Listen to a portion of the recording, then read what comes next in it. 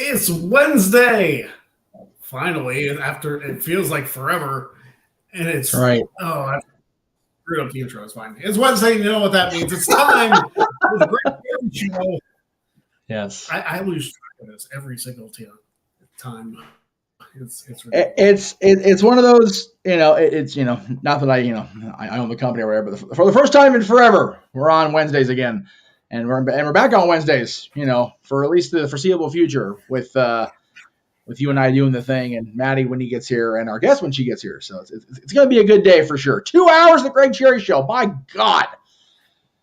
Yes, this is the longest episode we've done or that we've tried to do. Yes. Yet. I mean, I think we had maybe last year like a show that went an hour and a half because it was on a Thursday, but we weren't watching anything, so it was like, well, Dynamite's on, so let's just run over, and it was perfectly fine. Exactly.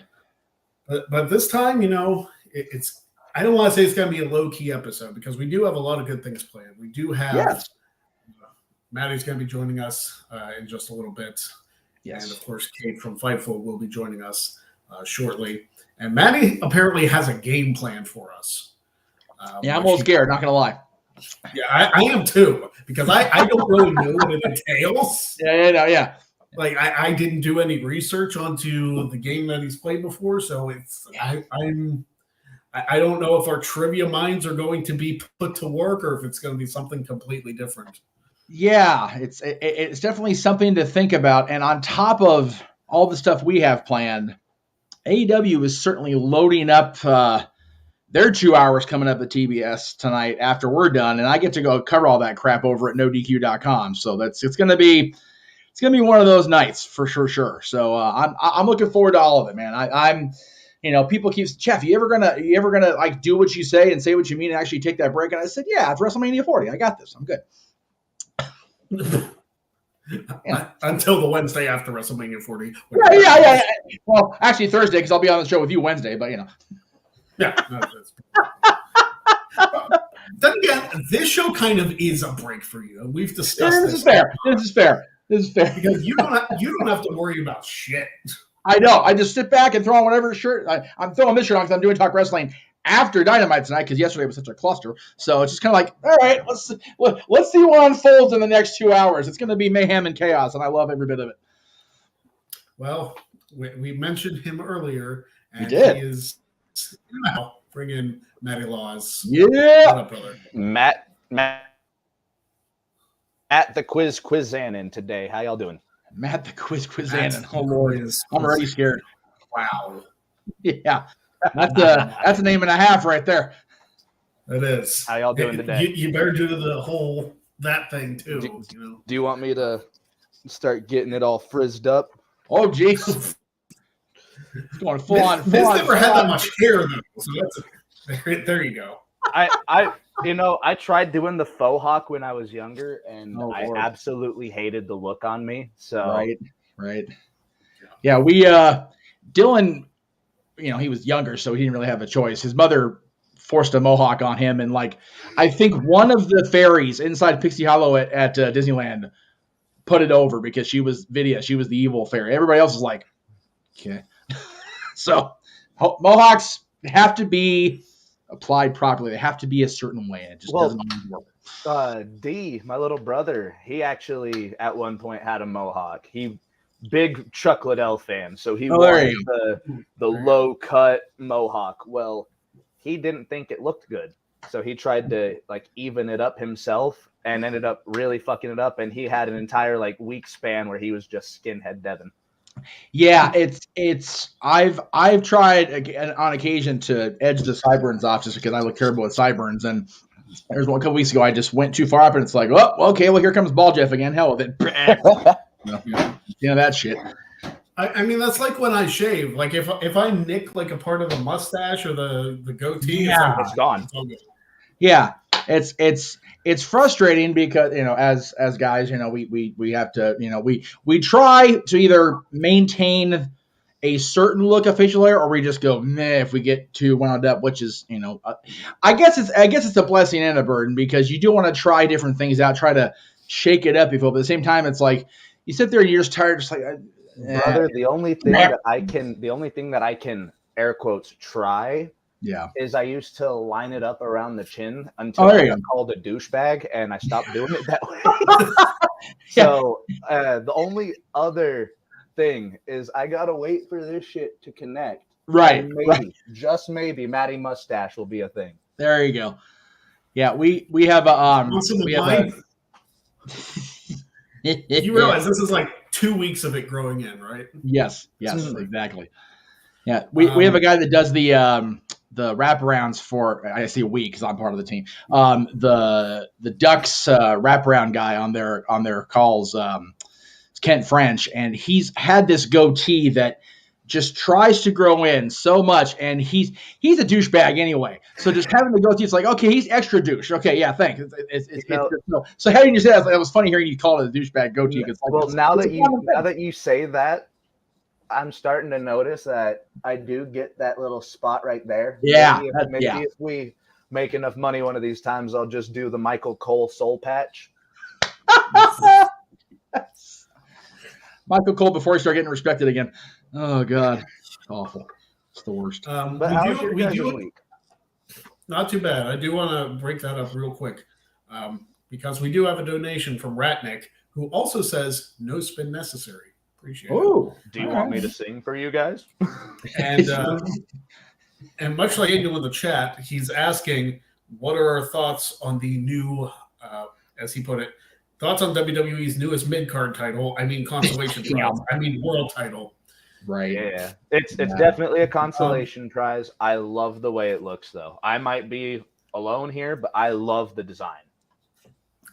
Well, I like it too. There it is. So, well, there it is. Yeah. I think it's beautiful. I've always been a fan of big gold. I'm not so big a fan that they did the Intercontinental title fucking mid-piece in the center of it. Right. But I will say it is a gorgeous title belt. Like if you've seen the picture like that WWE posted on their Twitter of like the close-ups, it's beautiful. Yeah, I've got that somewhere in here. I'll find it. Yeah, I'm gonna talk about Talk Wrestling because I'm not gonna be that you saw the open mic. I'm not gonna be there Saturday because the Kings actually made the playoffs and got forced into a game 6 at least because screw me. So I'm going to the game Saturday. So I won't be for open mic night unfortunately, but I will be talking about it on my show after Dynamite. Like I said, busiest Wednesday I've had in a long time. Like Greg said, the 2 hours here is gonna be the easy peasy part of my afternoon. So the only easy day was yesterday.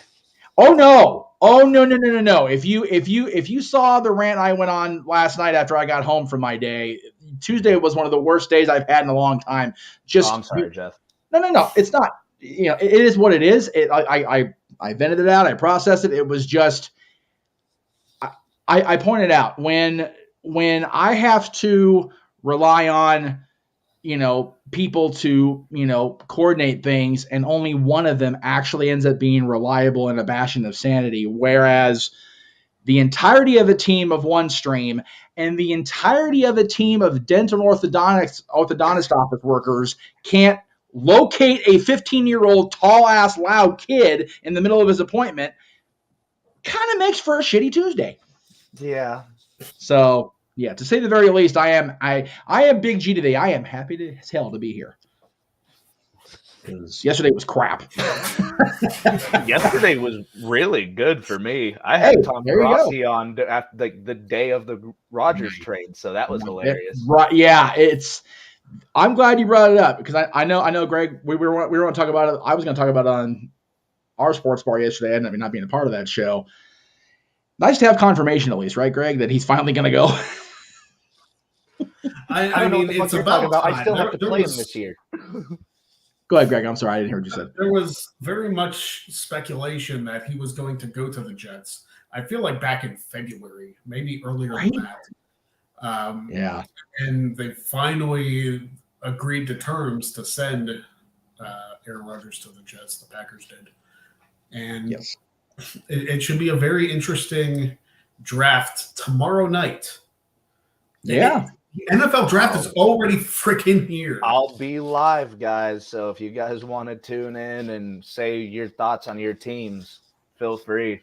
because I'm going to be live even though Denver's not in it until the third fucking round. So, well, you traded your. I don't want to say you traded your soul for Russell Wilson. No, we definitely traded our draft away though. We pulled the Los Angeles Rams. Fuck them picks, but damn. This draft, and I don't know if you guys know. We're looking to shop our number 1 and number 2 wide receivers potentially for draft capital. So there you go. Wow. Yeah. So who's Russell going to be throwing the ball to? Because we traded away our tight end to get Russell. Yeah. I mean, it sounds like the problem Baltimore has. Of course, they also don't have a quarterback, or they're not going to. But you have to wonder if Lamar is going to be traded during the draft for draft capital. I saw that San Francisco might be interested in doing a trade on draft night, so do keep your eyes on that. 49ers always in the quarterback discussion, like they have been for ever since Kaepernick. I was going to say, let's say Colin was gone, right around there. I mean, they treated Alex Smith so poorly after the Kaepernick situation, so they really kind of did themselves in. They did, 100%. I mean, the San Francisco situation is a pretty ugly one, but they still have a decent team. It's just they can't figure out who's going to be the quarterback. No. Yeah. It's definitely a problem. Yeah, so the Steelers have, as of right now, pick number 17. Which I heard you guys might go O-line, you might go tight end. Anything to help Kenny Pickett would be really good. Yeah. I don't see them going tight end because we have Freiermuth. So I don't think spending the number 1 pick, and I'll ask Kate too when she gets here because she's also a Steelers fan. Okay, that's going to be good to talk with them. Yeah. I think it's a waste using a number 1 pick on a tight end. Granted, I would love to have Michael Mayer from Notre Dame. That was the one I was thinking of. Yeah. Listen, if Michael Mayer and Pat Freiermuth are in 2 tight end sets, you're not going to hear me bitch. Well, if you do a 2 tight end set, you can open up a lot more running options for Najee. Oh, yeah, because, I mean, Mayer, besides being a great receiving tight end, he's also a great blocker, which you need for that offensive line. Why is Darnell Washington not being talked about enough? That tight end from Georgia. Good question. Because if Denver drafts a tight end in the 3rd round, I pray to the Lord above that he's still on the board. Yeah. You might have a lot of trading to do. I mean, we're at the bottom of the 3rd round. Depending on what you give up, you could trade up into the 1st or 2nd round. So I don't think with what we've got we can make it into the 1st. What I do see though is we can definitely make it into the 2nd round should we trade Cortland Sutton or Jerry Jeudy. Both of those guys are at least 2nd round prospect worthy. But knowing our luck, we're going to get a fucking 3rd and a 4th for it. So, yeah. Right, let me see where we are. Asking him who's supposed to get the first overall pick. He's asked what? I believe Chicago traded out. So, yeah, no, Carolina has the number 1 pick. Yeah. Carolina has 1. Houston has 2. Yeah, Carolina has 1. Houston has 2. And Denver doesn't go draft until pick 67. Pick 67, guys. It takes middle part of the 3rd round for us to get fucking anything. That's crazy. But we also get the 68th pick, so we got back-to-back. So well, there you go. See, if Kate was here, like whenever she gets here, I want to see who gets pick 69. There you go. Let me see. And we will discuss it when she gets here. There you go. Who holds pick 69? Careful Googling that the right way. Yeah. Just saying. All right. So the 69th pick of the NFL draft. Oh, that was last year. Yeah. Oh, it's the Rams.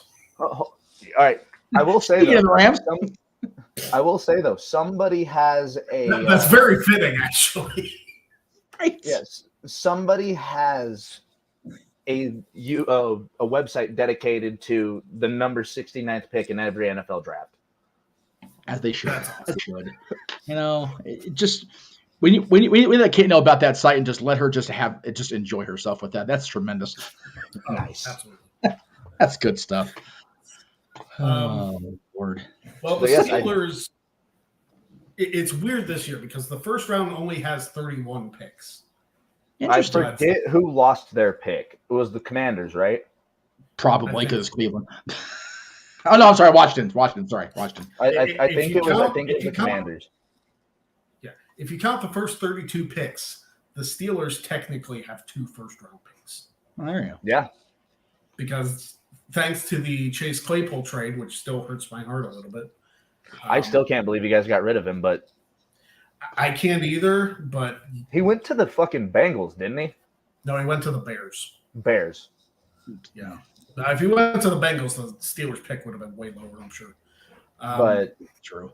You guys have your Steelers have a very interesting pool to pick from in that first 32. Absolutely. And but the thing is, this is set right now.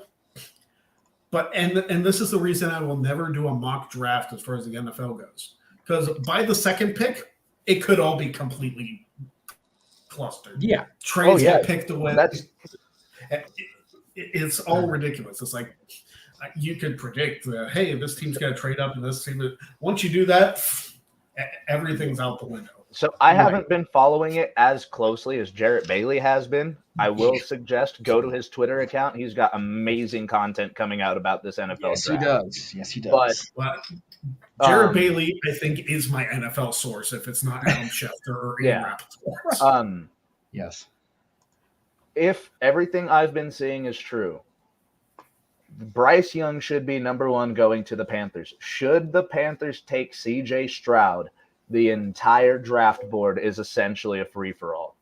Yeah. Real quick, before we continue on, Matty was talking about the close-ups they showed of the belt over on Twitter, so I wanted to throw that out there.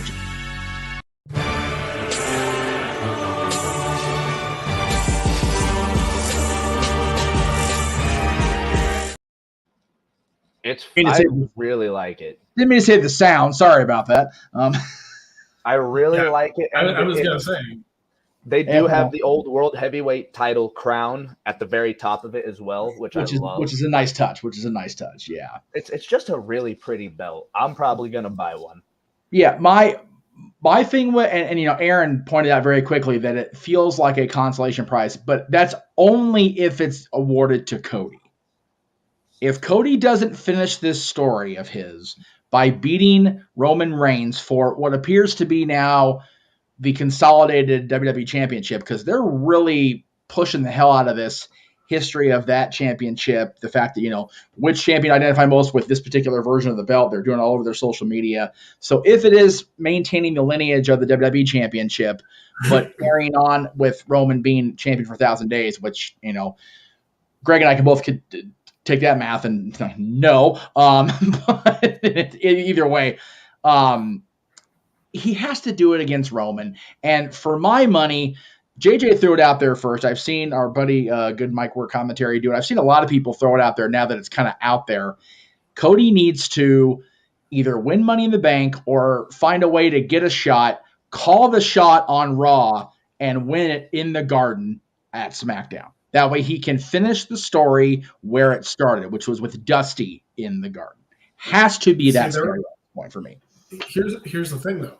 There are reports out there that the USA Network wants Roman and the Bloodline on Monday nights. I hope they split the Bloodline. I might be alone in that, but I kind of want the Usos to go on SmackDown and Solo to stay with Roman on Raw. Well, Greg, I have heard that report as well. So the draft is well before 1,000 days, well before this new world champion is established.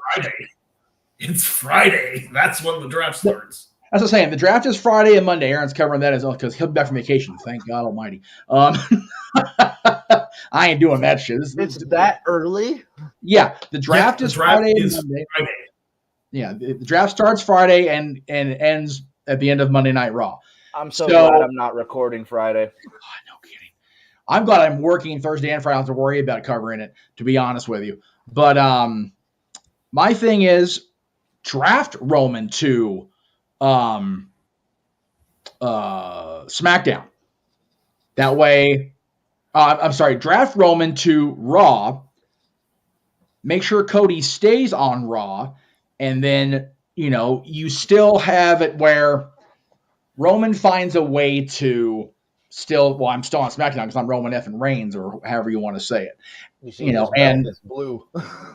Well, one of them's blue. That's the thing. I still say they're going to consolidate the championship because there's no reason to keep it both belts if you're going to have the world title in play. That's infinitely stupid looking for the company to have that much going on. Now here's my question. Yes, sir. Do they create a new belt design for whatever this merge title is going to be? I hope they don't keep it as the Universal title. Right. Simply because if they call it the Universal title, you lose the 60-year lineage of the WWE Championship. Like, it ends with Roman. Yeah, I'm thinking, and then Cody Rhodes really has no point to being in the company. Right. I'm thinking the way they're going to word it is they're going to continue with the lineage of the WWE Championship, but they're going to make it a point to say Roman's been champion for 1,000 days, period, because he has, technically. So I have one thing to ask, and Greg, I'm going to ask you this as you are like our statistician. Will this bring back the lineage of the World Heavyweight title? Meaning, are we going to start recognizing those reigns again? I would, since it's a different design but the same name. Yeah, the World Heavyweight Championship. It is the World Heavyweight Championship. I would like them to use the World Heavyweight title lineage that began from the WCW title.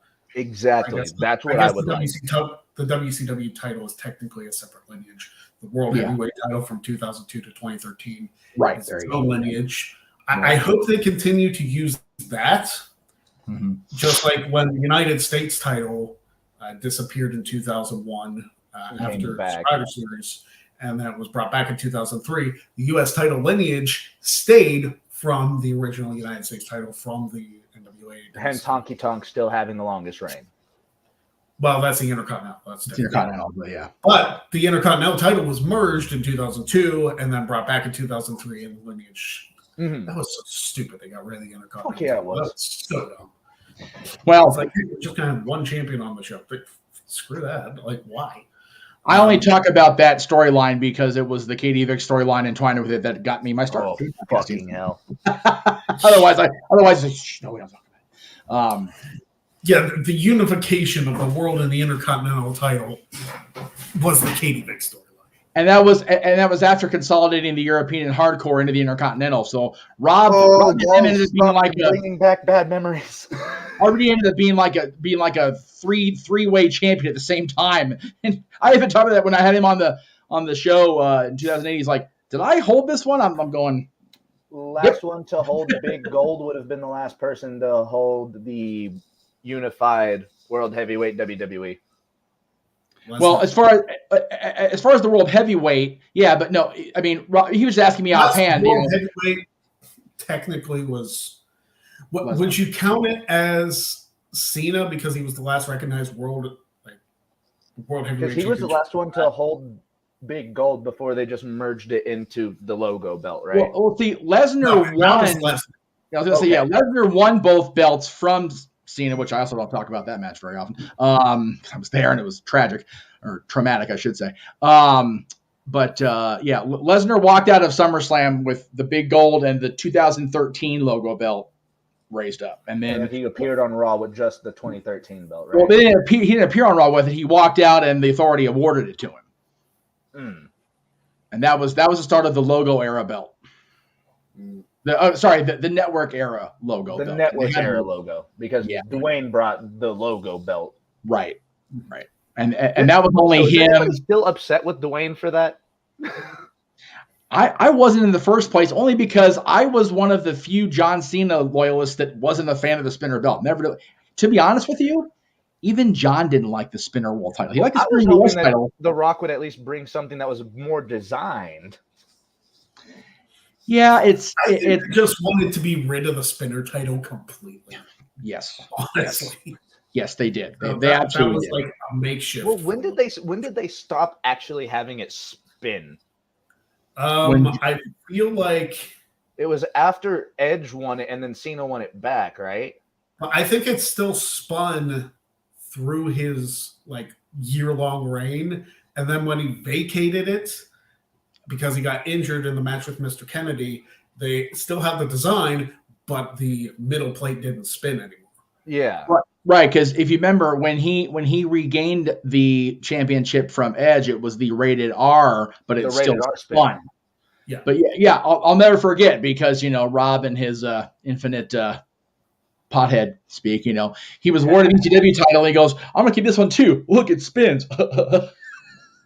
It's like, yeah, and even Paul chuckled at that because it's like, yeah, that's true. So it was at least 3 weeks. What's that? And they held it for 3 weeks. Well, 4 weeks. Whatever it was, if that happens now, it's nowhere near oh god, because laws have changed about that stuff. How upset would you be if the new big gold, like the pit middle plate spun? I would lose my goddamn mind. Are you kidding me? Oh my god, it'd be so bad.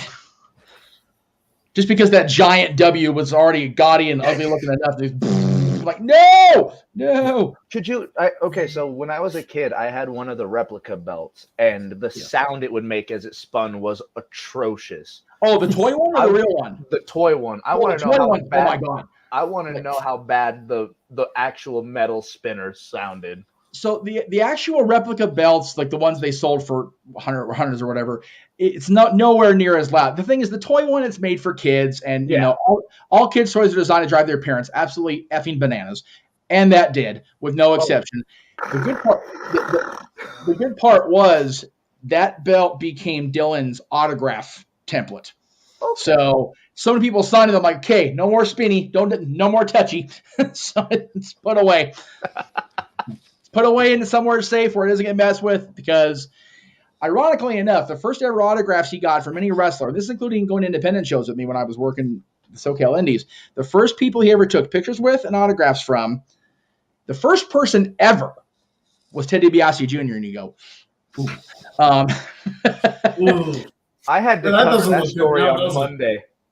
I covered that story on Monday. If you want me to dive into that later, Greg. It's rough because I love DiBiase Sr. and I like Teddy. It's just Ted Jr. I thought he was a good guy. Well, it's having quote lived off that system. I go, that's a dick move, Teddy. It really is. But the first female, everybody's got a price. Ironically enough, Ted Sr. also signed that bell. I was talking about the toy spinner. The first females he ever got to sign it, same show, SummerSlam Access 2011. Was the now Garcia twins, the belts. So that belt's got a lot of cool features on it. Yeah. So I like it was so obnoxiously just. I'm like, all right, it's got second. I completely forgot to ask, how was seeing the Garcia twins? It was cool going to because I've been on the show a few times since Arizona, but I didn't get to go to San Francisco because it was just so crazy last week. I enjoyed it. I enjoyed the experience of going. I got to see everybody in the family. Their brother came to the show. Kathy, the mother, came to the show. Was Brian there? Brian was actually on the road for Dynamite. But Artem, Nicole's husband, was there from Dancing with the Stars. By the way, nobody really is going to care in this audience, but Len Goodman, who was the head judge on Dancing for so many years, passed away this week, and that's hard for us as fans and people that were involved in the community. So it's like, rest in peace, Len. Rest in peace. Rough.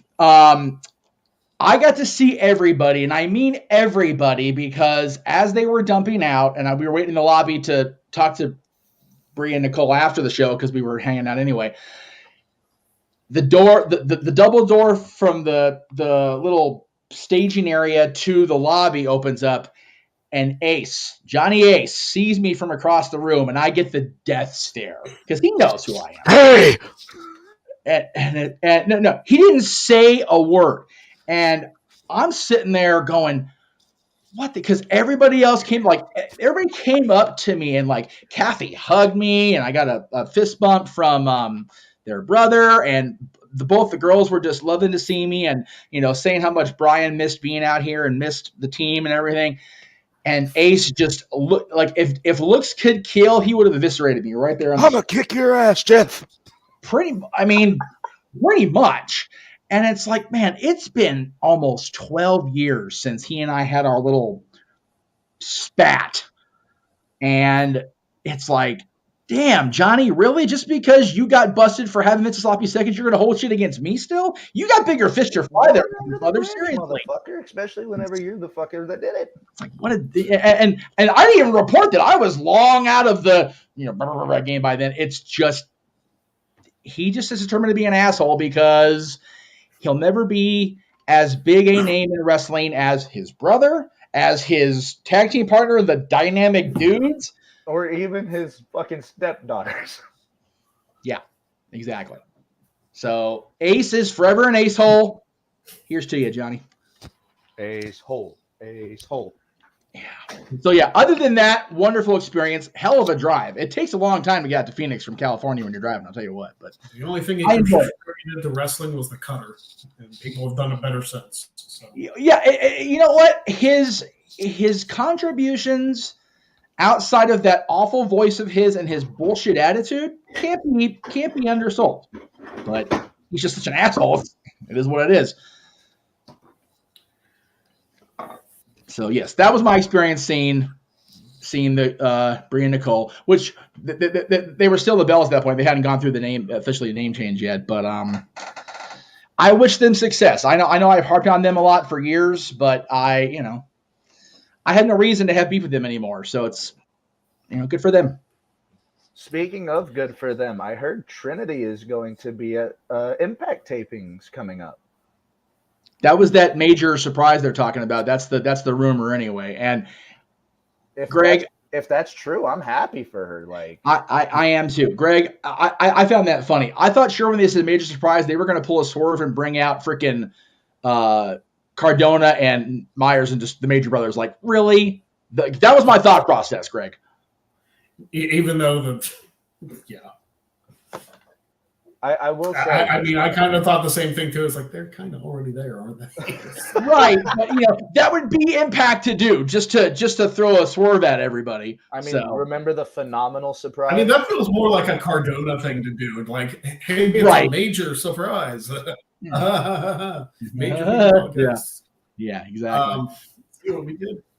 But, I do remember the final surprise. That went over like a fart in church. That was bad. I laughed so hard when it was Hornswoggle. God. Oh. I was like, there's no way WWE is letting AJ do a damn thing for this show. No.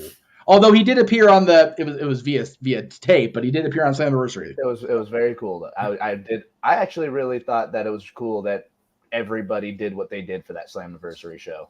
Yep. It was nice. It was cool to see that.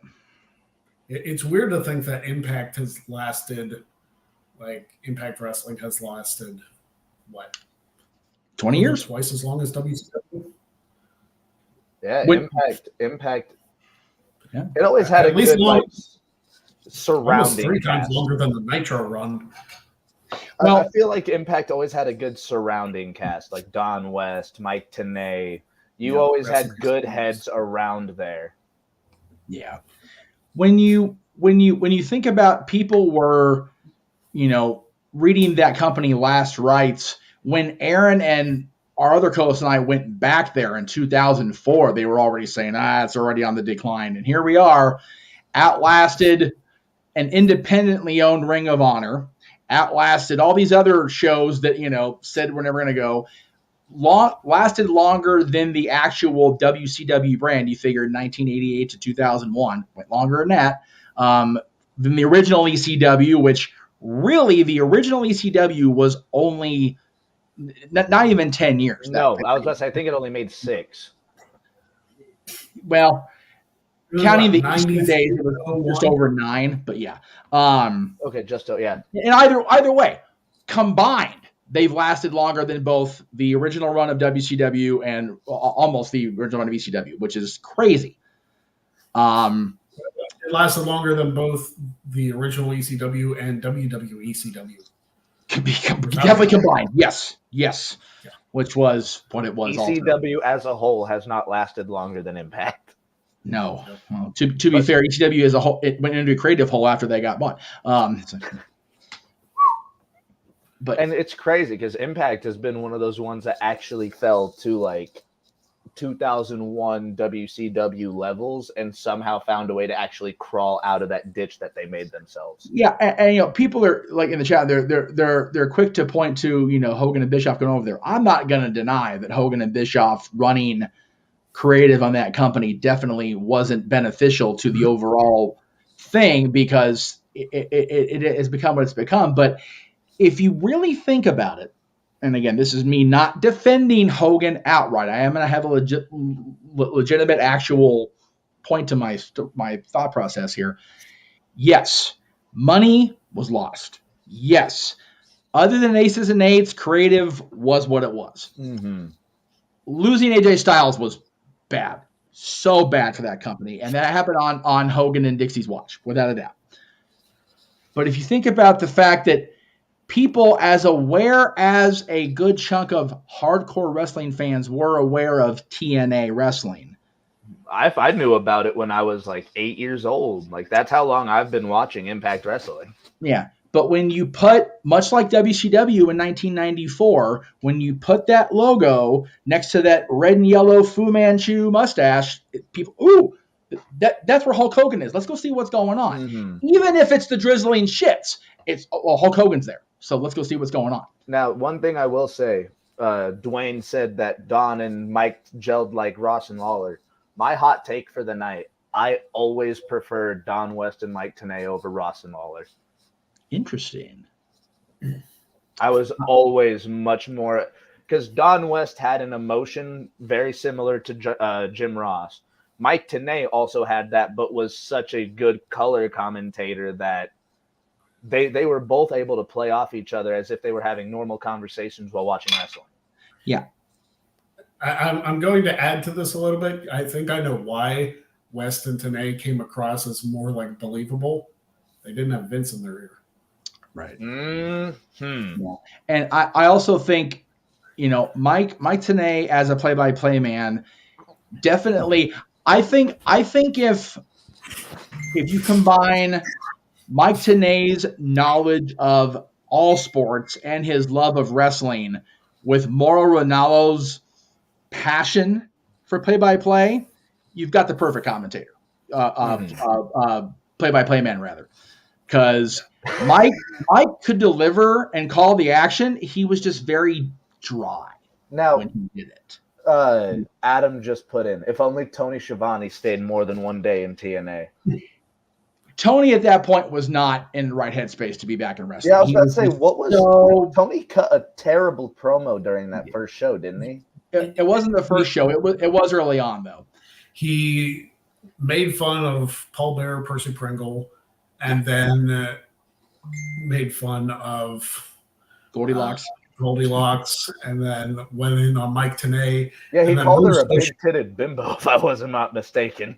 Yeah, Goldilocks. It wasn't good. Russo showed up because, of course, he did. And that made matters worse. And then Schiavone disappeared and was never heard from until, MLW.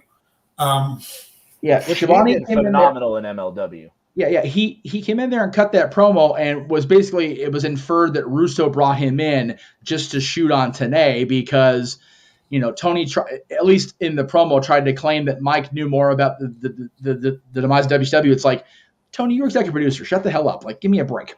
And, and Mike made a great point, and it's been lampooned ever since. When you watch Nitro toward the end, Schiavone's chair was always just a little bit higher than everybody else's. And it wasn't like it was noticeable at the time because we're just watching and having the fun of watching Nitro. But it's like, yeah, that's true. Tony and Tony definitely knew more what was going on, or so we were led to believe. It turned out nobody knew what was going on because it was such a freaking train wreck that last week. And it's like, oh, Vince bought us. Okay, all right. Yeah. So it was. I still can't imagine being part of the crew for that last Nitro. The early days of TNA were unfortunately melded in there with the remnants of WCW, because that's exactly what people thought it was. It was just out of the ashes of World Championship Wrestling came TNA Wrestling. And it's like, yeah, we've got Tenay, and yeah, we've got Russo here, and we've got Ed Ferrara kind of on commentary, but also doing his thing backstage. And there was a lot of people. There were a lot of people that were involved with both, but they were definitely an alternative, which is what made TNA work so well. Maybe not financially or monetarily, but definitely in terms of content and in terms of presentation the first 3 years or so. I still say that as great as the in-ring work got when Christian Cage came over, when Kurt Angle came over, when all the other guys started to come over, it diluted the presentation from we're the alternative to we're trying to compete. And it's like, no, be different. Don't worry about being better than, just be different than. Even when I was a teenager on Facebook, people were calling TNA the WWE retirement home. Well, after a while, like that's what it became. Like it became like where the WWE guys would go after they were released. See Team 3D, see Rhino, see all these guys. I mean, Spike Dudley, Brother Runt, whatever. I forgot Spike was in Impact. Oh yeah, briefly. Yep. He did like Monsters Ball stuff with Abyss. Yeah, I was about to say he did stupid, insane shit because he's Spike fucking Dudley.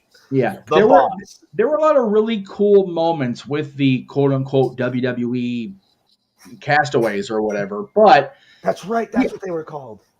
Yeah, and again, it didn't have to be that way. It's just there was this, like I said, by 05, 06, there was this, we're not gaining ground. We're not getting anywhere. But to sign up so many talents, and if we're being honest, signing Kurt Angle when they did, yes, great for brand awareness, but Kurt Angle and his drug problem were so undersold when he came over. He was such a mess. And then when Jeff Hardy returned to the company in 09, early 2010, after the whole thing in 09 with WWE, it's like that's when we finally started realizing just how bad Jeff was getting. And that was 13 years ago. And we got the Victory Road incident. Yeah, and it's still a topic now that Jeff Hardy's continued struggles have been a major part of the last decade and a half of his career. It's like, man, it shouldn't have to be that way, that 3 different companies, can AEW now, are being directly affected by Jeff Hardy's continued struggles one way or the other. I'll tell you what, he looked fine to me in Pittsburgh last time. Oh, he did. He looked great when he came back this last time. So hopefully he's got it together. Hopefully. But I was going to say, in regards to early TNA days, I watched a promo that made me feel like this is stuff that needs to be said, but holy shit, is it uncomfortable. Roddy Piper talking to Vince Russo about the death of Owen Hart. Right. Yeah. If you've never seen that, it is powerful. It is uncomfortable. It's must-see, though. It is because it's Piper talking. I feel it's necessary. If Piper's talking, it's must-see. It is. Like, you kind of have to get through it because you're like, fuck Vince Russo. Like, seriously. Right. It's like, because you hear the passion in Piper's voice, and that stuff can't be a work. Like, stuff like that can't be. Almost every time Piper talked, he was speaking from the heart. Yeah. And that's what made Roddy Piper such a great guy on the sticks, honestly. Yes. Yes. Roddy Piper could be a little bit of a loose cannon, but you know what? We loved him for it. All right. So, but before we get any further, Matty, I feel like you're going to have to explain to us what exactly Slammagories is. Okay. If I'm not mistaken, Greg has played this once before. So, what Slammagories is is a wrestling-themed Jeopardy game. There are 5 categories, 5 questions, and each question has a numerical value to it. If you get that question right, you get that amount of points. So, with that being said, the 5 categories that I do have down, 3 of them came from my time at the old wrestling YouTube channel I worked for, and there are 2 new categories exclusive to the Greg Cherry brand. Ooh. So, the categories are as follows. Spoken songs. I will give you the first verse of a wrestling theme song. No music. I'm not going to sing along. I'm going to read it in spoken word. Okay. You have to guess the theme song based off of what I say. I wish I had something to write something down. Oh, I was about to say, do you not have any pen or paper? I can find some. Yeah, I was about to say, we definitely have time before Kate gets in, right? Oh, yeah. Yeah. Okay. I'm hoping she gets in soon. Hopefully she's doing okay. All right. Go Be ahead. right back. I'm going to get water and something to write on. There you go. No worries. Carrying the show without me. But yeah, spoken songs. It's a very easy round. I will take the first verse of a wrestling theme song, and this is past, present. I can't go future because I don't have my time machine no more. Right. But I will say I do have a good mix of current, present, current and present are the same thing, but past and present. Yes. Okay. Number 2, and I'll also say this again whenever Greg gets back, technical finishers. You guys know wrestling finishers by their names, so I am going to break it down to the science. I will give you the very technical name for the wrestling move, and you have to give me the finisher. Oh, okay. So, a good example for this, and I've always used this, jumping cutter, the RKO. Right. So, moves, it's going to be very similar to that. It's a 1 to 5, number 5 being the most difficult, number 1 being the easiest. Okay. Number 3 would be wiki peaks. I am going to go to a wrestler's Wikipedia page. I am going to read you their Wikipedia page, or like the first paragraph of their Wikipedia page. But I'm going to take out their name and very important hints. So, yeah, the first one is going to definitely be the tester to see how well you guys do for that. Okay. All right. WikiPeaks is a very difficult one to actually explain until I read it out. Got it. Number 4, and this is the first category exclusive to the Greg Cherry brand, forgetful faces. I'm very proud of this one. So I have written a sentence or two. This sentence or two will describe a wrestler. You guys have to guess the wrestler. Okay. And number 5 is card games. Oh. I have a wrestling pay-per-view. I'm going to give you the opening and the closing match of said pay-per-view. You have to guess the pay-per-view based off of the first and last match. I like that. All right, Greg, you are back. Yes. Okay, well, since he's back, I'm going to go get the paper since you're going to tell him what happened. Exactly. To the fans of the Greg Cherry brand, ready for go number 2? Because we got one more when Kate gets here. All right. Greg, are you ready for category number 2? Sure. All right. Category number 2 is technical finishers. I am going to give you the technical name of a wrestling move. You have to guess it by its finisher. And I will take multiple answers for some of the finishers because some of them do have multiple names. Sounds good. Category number 3, WikiPeaks.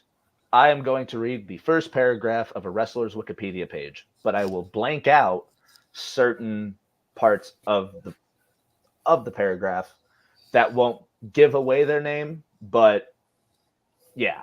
Oh, Dwayne wants to play if you want to invite Dwayne in.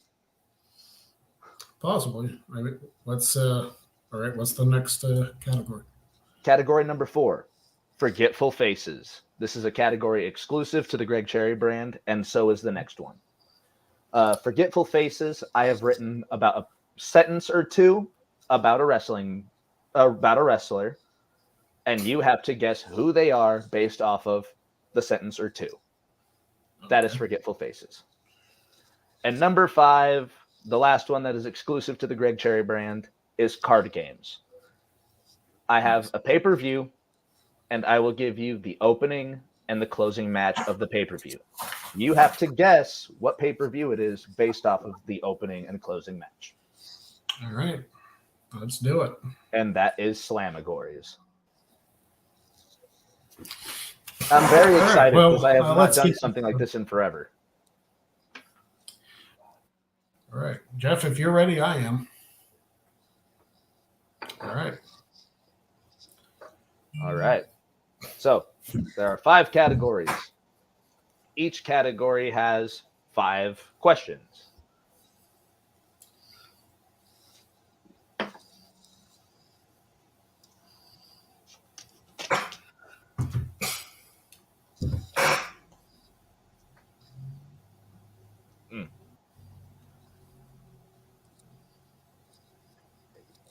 Jeff.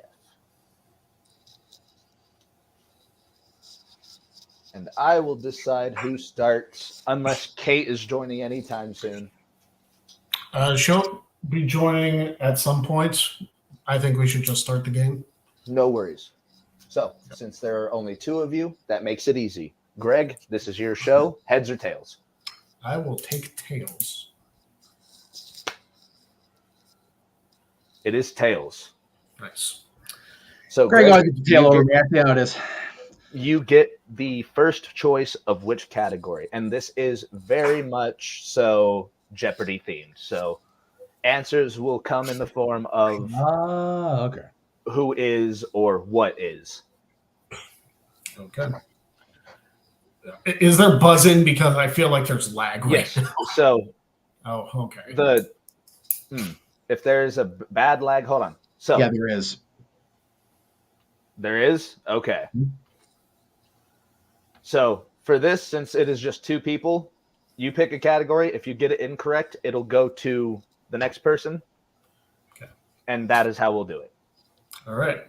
So then let's start off with technical finishers. And since the chat is in, I will have you guys go full screen so you cannot see the chat. Oh yeah, that's true. So you guys can answer in the chat, and I will let you guys know if you're correct. But Greg and Jeff will not be able to see your guys' chats. Right. So, Greg, nor do we have the board. No. All right. I'll take technical finishers. For 1 through 5. Let's start with 1. Okay. Greg, what is a vertical suplex pile driver? And I will take multiple answers for this as it does have multiple names. Vertical suplex pile driver. What's the head? What is the Steiner screwdriver? That is correct, Greg Cherry, for 1 point. I would have also accepted the drill claw. Okay. All right. Greg, it is still your board. Let's continue technical finishers for 2. All right. What is a 3/4 face lock to a rotating cutter? 3/4 face lock to a rotating cutter. What is the twist of fate? That is correct, Greg Cherry. Still in your possession. Let's keep running the category for 3. All right. What is an arm-trapped rear naked choke? Arm-trapped rear naked choke.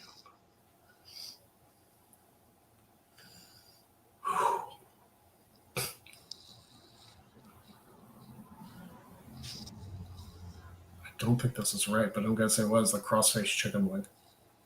That is incorrect, Jeff. It is your turn, or your chance to steal. Can you repeat, please? Of course. What is the arm-trapped rear naked choke?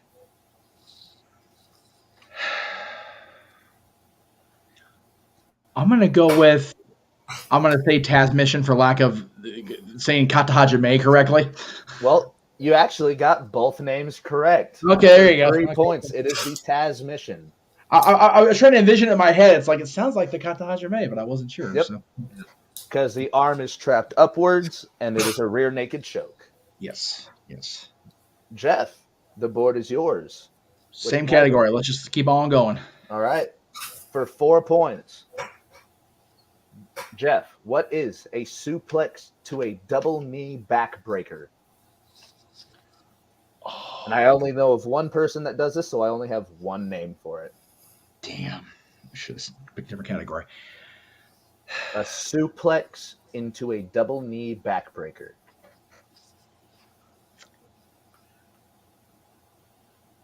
Don't know. I can't Greg Cherry, you have a chance to steal. What is the end of Heartache? That is the correct answer. Roderick Strong, buddy. Who is it? It is Roderick Strong's finisher. Oh, Roddy Strong. Damn, I'm gonna catch shit for that later. Greg, it is still in your possession now. Well, let's kill the category then for 5. Yeah, please. All right. Greg, what is the one-handed electric chair driver? One-handed electric chair driver. And I did look this up on Google, so this is what it was technically called.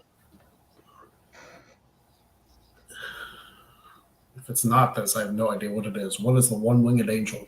That is the correct. That's what I was going to say. Is one-winged angel. Yeah, that's. Yeah. I couldn't think of any other. Yeah. Okay. The category is dead.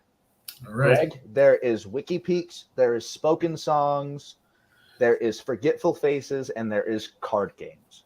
All right. Well, let's for all the wrestling trivia challenge fans out there who love the Spotify questions, let's go for spoken song for one. There you go. There you go. For one? Yep. Okay. Don't treat me like a woman. Don't treat me like a man. Don't treat me like you know me. That is correct. I didn't need the rest. All right. Should we name that tune? I can name that song in one line. All right, Greg. For 2, spoken song. This category is a little easy if you know wrestling things. Yeah, he and I both do. He's a man. Such a man. Damn it. He's a real man's man. Who is Steven Regal? Correct. It's the real William Regal. No, nay. That's right. Steven Regal. Yep. All right. For 3. That's rough. All right. And this one I will give a little bit of history to afterwards. Oh. There will be no stopping. It's when you go harder than somebody, man. This right here is domination. Who is Ezekiel Jackson?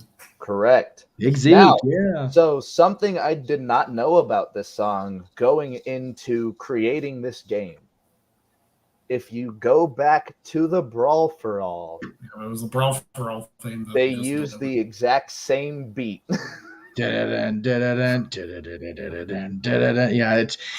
it brings out hives in all of us now. Looking back, oh God, here we go again. No. All right. Spoken song again. Spoken songs. All right. Yep. Spoken songs for 4 points. My time to fly. Been waiting for this moment. My time to fly.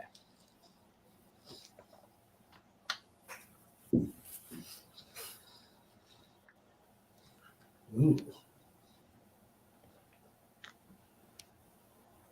Now, we don't lose points if we don't get it right. No, it'll just jump over to your opponent. My time and they have a chance to steal. I know Get Ready to Fly was AJ Styles and TNA, but that's not that. I have no idea. I don't know. Jeff, I will reread it if you would like. Yeah, because I'm trying to write it down so I can look at it in front of me here. My time to fly. been waiting for this moment. My time to fly. God. Oh, 2 people in the chat have it. God, I don't know if it was when he was using the Evan Bourne name, but I'm pretty sure it's Matt Seidel's theme. It is Matt Seidel's AEW theme. I was thinking, like, I had Evan Bourne in my head. And it's like, that's not his WWE theme. Yeah. Yeah, no, it's his AEW theme. If I'm not mistaken, other than Mikey Ruckus, didn't he get the same people to do the guitar and stuff for it? I think so, yeah. Possibly. All right. Well, it's like Paul White had the same guy who sung. You kind of have to. Yeah. So, Jeff, are you going to kill spoken songs, or are we jumping to a new Yes, category? because I'm definitely curious what the last one's going to be. You can run if you want to, because you can't hide. Billy Kidman. Oh, who was Billy Yes, Kidman? sir. Who was Billy Kidman? I 5 literally points to you, listened Jeff. to that song earlier today. Well, you know what? I saw it on Twitter and I was like, these lyrics are absolute garbage. Yeah. Yes. 100%. The song was fire as hell. Yeah. It's the intro. Yeah. It's the intro. Hey, yeah. Like, right. yeah. Jeff. Billy was very lucky with theme songs and women. So good for him. Yes. I will agree there, Jeff. All right, so we got Wiki Pete's, and what are the other two? Forgetful Faces and Card Games. Let's do card games. All right. Yeah. For 1 through 5. For 1 point so far. We'll start it off and run it down. You might have the easiest on this entire game. Well, you know. All right. Going to our favorite friend for stuff like this, cage match. Yes, because you know. All right. The opening match, a Money in the Bank ladder match featuring Daniel Bryan, Kane, Sheamus, Sin Cara, Wade Barrett, Heath Slater, Cody Rhodes, and Justin Gabriel. The show is main evented by John Cena versus CM Punk. Money in the Bank 2011. What is Money in the Bank 2011? Correct, for 1 point. Yeah, I didn't even need the main event for that one. Greg knows very well why I remember that day. All right. Are we continuing in the category? We are indeed, yes. All right. Give me just a second. Starting off hot with that show. It's going to be interesting the rest of the way then. Yeah, I can't believe that was 12 years ago almost. It just blows me away. All right. If you're going to be tempting like that. Yeah, you kill that computer. This particular round is reminding me of like Puzzlemania. Right. All right. So the card for this match, if it will be kind to me. No, you know.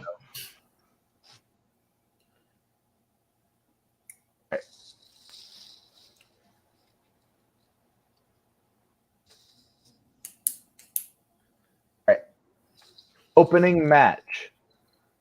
Bishamon defeats the Factory. Oh, Jesus. The closer of this show. Jon Moxley defeats Hiroshi Tanahashi. Forbidden Door. What is Forbidden Door last year? Correct for 2 points.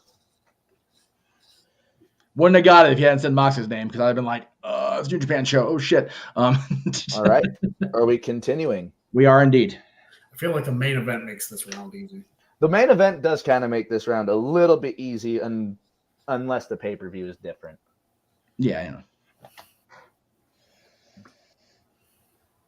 Oh, not having your Say John Cena versus Randy Orton, we're in trouble. Right. What is every damn show between 2008 and 2015? All right. And I am not going with dark matches or like. That's more than appreciated. So, the opening match of this card was Matt Cross versus Maxwell Jacob Friedman. Ooh. Okay. The closer of this the show, the Golden Elite versus Bandito, Phoenix, and Mysterio. What was the original All In? Correct for 3 points. Dang it. And with that, this game just got very interesting. We are tied. The not being able to buzz in thing is kind of rough. Yeah. Well, all right. I mentioned private chat. There was a different lag because Matty and I were talking over each other, and we're both talking over you. So it was,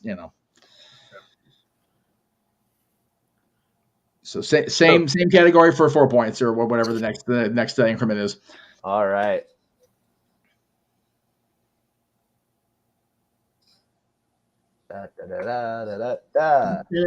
Something like the Right.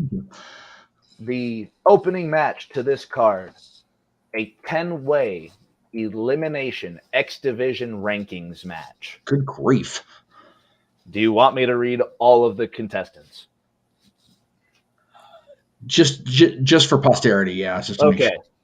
Petey Williams, Jay Lethal, Douglas Williams, Jimmy Rave, rest in peace, Sanjay Dutt, Homicide, Hiroshi Tanahashi, Eric Young, Volador, and Consequences Creed. Man, Volador, I didn't name out of the past the X Division, Jesus. And the main event of the show was Sting versus AJ Styles. What? Oh, damn. What the hell was the name of that show? What was No Surrender 2009? Greg Cherry, you have a chance to steal. Fudge. Sting and AJ. I'm going to say... They main evented a lot. Right. I'm going to throw out what is Bound for Glory 09. A dirty sweep. Nobody gets points.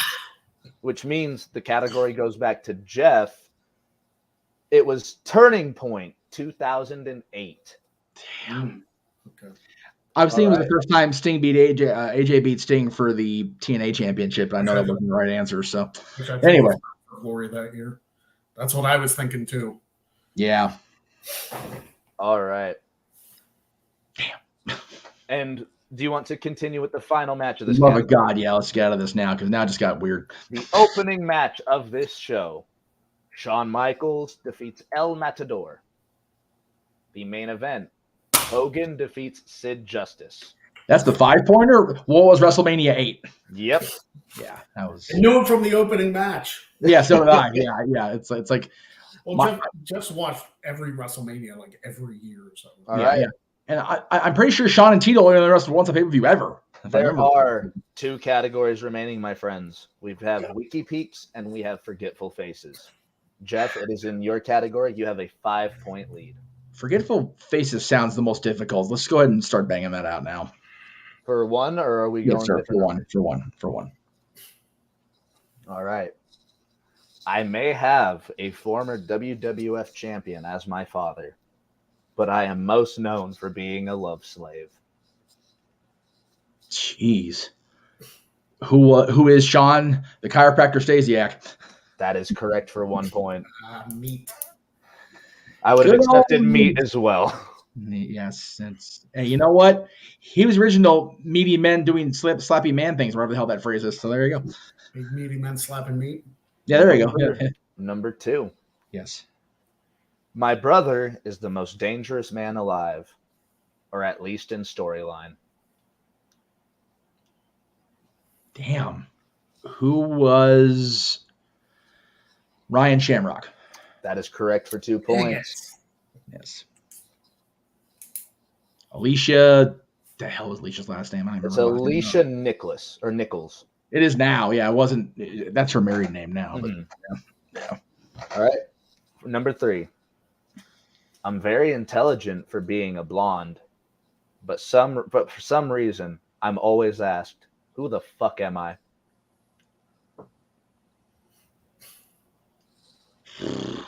Wow.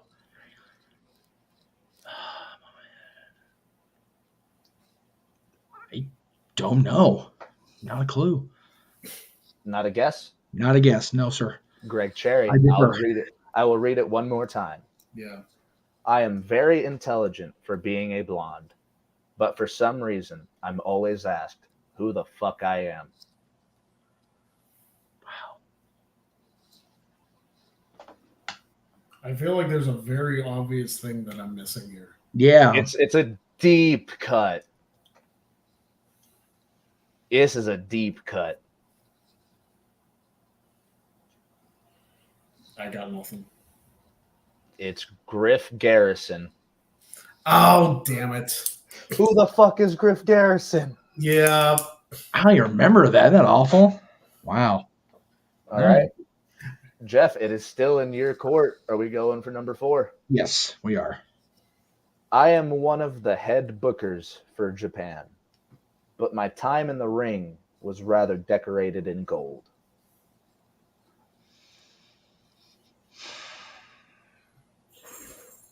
God.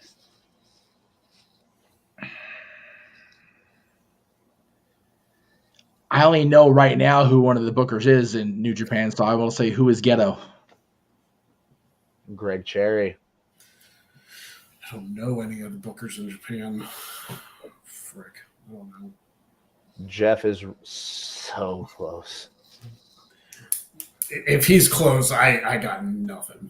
Right. Nothing? Who is David Finley? I don't know. Right. Jeff, it is actually Gato's tag partner, Jado. I never would have got that because I don't know. I don't remember that name at all. Yeah, apparently he's a co-booker for New Japan, and him and Gato won like 10 different titles throughout Japan. All right. Very good for him. This is why I don't do trivia anymore, people. Right. Right. Because the final one. I should know that, damn it. Yeah. The final one for Forgetful Faces for 5 points. Definitely Forgetful Face, clearly. I wrestled under 3 names for WWE, masked and unmasked. But mostly, I'm remembered for being the least notable of Lita's flings. Oh, geez. That would be Mayor Jacobs. Who is Mayor Jacobs? Greg, you have a chance to steal. I wrestled under 3 names for WWE. Who is S.A. Rios? Yes. 5 points to Greg Cherry. They weren't a fling. Wait a minute. They weren't actually a fling. She managed him. Oh, that's gray area, brother. But okay, all right, that's all right. That's all right. I'm surprised you went for Kane. Kane wore a mask. Isaac Yankum didn't. New Diesel didn't. Oh shit! I didn't think about that. I think that's gray area. But Kane was way more well known than S.A. Rios. Well, but the word fling is what threw me because Matt Hardy and her were a major thing. Her and Edge were a major thing. Kane was very brief. Yeah. All right. We are down to the final. We are down to the final category. Yes. All right. Started off. Forgetful Faces, Ratnick. Okay, to be fair, you're right. Okay, fine. Are you going 1 or are you going down to 5? No, let's start with 1. All right. Yeah. Blank is the persona of several Japanese wrestlers. The persona was inspired by the title character in Iki Kajiwara and Naoki Tsuji's manga series, Blank, about a professional wrestler who was feared as a heel in the U.S. but became a face after retiring in Japan. Oh, Jesus. Oh, I know this one. I'm just going to throw out who's Tiger Mask. Tiger Mask for 1 point. Yeah, it's Tiger Mask because I knew it. Yes. Yeah. Yeah, see, there's a big lag there because he said that and then you responded like 2-3 seconds later. So okay. There's definitely a lag. For me, I'm responding as soon as I hear him. Yeah. Yeah. Well, no. What I'm saying is Matty said that's correct, and then Greg said yes about 2-3 seconds later. So there's definitely a lag between at least the two of you. Oh, okay. Yeah. All right.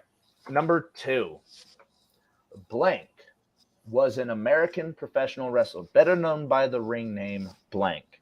Recognizable by his close to 400-pound frame and the distinctive blank that spanned most of his head. Blank was hailed by Ryan Murphy as the most natural, agile, and physically remarkable big men of the past quarter century. It was Bam Bam Bigelow. Bam Bam for 2 points. As soon as you said the head thing, I knew it was the tattoo. It's like, it's Bammer. And with that, this game got very interesting again. We are tied once more. Shit. Missing in this version of the game is very rough. Yeah. All right, for 3. Blank was an American professional wrestler, better known by Blank. He was best known for his time with ECW, where he became notorious for his willingness to take dangerous bumps and his hardcore wrestling style, often taking high risks and known for shooting on opponents. It's not ECW. Honestly, if I read the rest of this, it would give away who it was. Okay. Who is New Jack? That is 3 points to Greg. Yeah. The shooting on opponents is what got me. Honestly, yeah, that was my first thought, but it's like, yeah, it could be a lot of people in ECW. It could have been a lot of people in ECW. Yeah, someone said Sandman. There was a couple other guesses in the chat. Yeah. Vader. Other than the high risk dives, I would have gone franchise, but it's like, yeah, Shane's not that doing that stupid shit. So Now, if I'm not mistaken, I did him once on the old channel, but I'm doing him again here. Are you ready? Yep. Blank was an American professional wrestler, known for his appearances in the 80s and 90s with the WWF as Blank, where he was a 2-time WWF Tag Team Champion. He also won titles in Stampede Wrestling, Championship Wrestling from Florida, Mid-South Wrestling, Memphis, and Mid-Eastern Wrestling Federation. If I said anything else, it would give away the answer.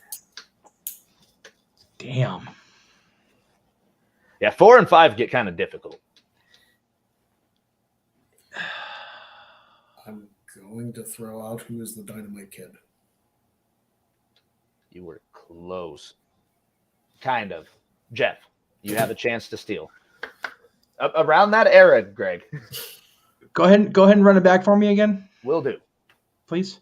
Blank was an American professional wrestler known for his appearances in the 80s and 90s in the WWF as Blank, where he was a 2-time WWF Tag Team Champion. He also won titles in Stampede Wrestling, Championship Wrestling from Florida, Mid-South, Memphis, and Mid-Eastern Wrestling Federation. I know who it is now. We have one person who is correct in the chat. I think I know who it is. I'm gonna go with who is Jim Neidhart. That is 3 points. Or no, 4 points. 4 points, yeah. With a 1 point lead. The final. I thought about it. I heard American the second time. I was like, I don't think Dynamite was American, was he? No, Dynamite was very much British.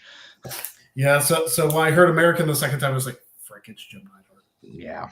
Yep. Yeah. I was thinking it was one of the Hearts or the Bulldogs, and it's like, okay, we'll figure it out. This is a very close game of Slammagories. I was not expecting it to be this close. There's 1 point separating Jeff from Greg with the final name on WikiPeaks. Yeah. Jeff has control. I do. Blank is a Japanese professional wrestler and professional wrestling executive, better known by his ring name, Blank, currently signed to Michinoku Pro Wrestling, where he is the promotion's president. He also performs as a wrestler, serving as the sole heavyweight wrestler on their roster. Congrats, Jeff, because I don't have a freaking clue. I don't either, but I'm going to throw out the only name I can think of, and that's Taka Michinoku. Greg, you have one chance. You have one chance, Greg. I will read it one more time. Blank is a Japanese professional wrestler and professional wrestling executive, better known by his ring name, Blank. He is currently signed to Michinoku Pro Wrestling, where he is the promotion's president and also performs as a wrestler, serving as the sole heavyweight wrestler on their roster.